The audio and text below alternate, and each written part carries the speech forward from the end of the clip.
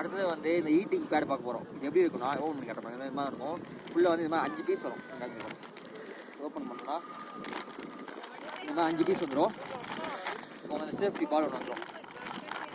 இந்த மாதிரி 5 பீஸ் வந்துடும். இந்த மாதிரி ஹில் ஸ்டேஷனு இந்த வெக்கேஷன்லாம் போனீங்கன்னா ஊட்டி கொடைக்கானல் இந்த மாதிரி காஷ்மீர்லாம் போனீங்கன்னா ஈட்டிங் பேட் தேவைப்படும். அதனால் ஈட்டிங் பேட் தான் இது. இது வந்து உள்ளே வந்து ஒரு இது மாதிரி இருக்கும். உங்களுக்கு டீ பேக் மாதிரி இருக்கும். ஓப்பன் பண்ணிக்கலாம் இந்த டீ பேக் மாதிரி இருக்கும். இதை க்ரஷ் பண்ணினா உங்களுக்கு ஹீட்டாக ஒரு வார்ம் க்ரியேட் ஆகும். இதை எடுத்து நீங்கள் உங்கள் ஜீன்ஸ் பேண்ட்டு உங்கள் ஷர்ட்டு அங்கே வச்சிங்கன்னா உங்களுக்கு வந்து இந்த குளிருக்கு வந்து உங்களுக்கு வந்து ரொம்ப இதமாக இருக்கும், சூடாக இருக்கும். ஹீட்டிங் பேட் மாதிரி இருக்கும். இதை நீங்கள் க்ரஷ் பண்ண உங்களுக்கு ஹீட் ஆகிட்டே இருக்கும். இதை நீங்கள் அப்படியே பேண்டில் வச்சிங்கன்னா உங்களுக்கு அந்த இடம் வந்து உங்களுக்கு அப்படியே ரொம்ப வார்மாக க்ரியேட் ஆகும். இதை க்ரஷ் பண்ணி இந்த மாதிரி பால் இருக்குது பார்த்தீங்களா, ஓப்பன் ஆயிரும்.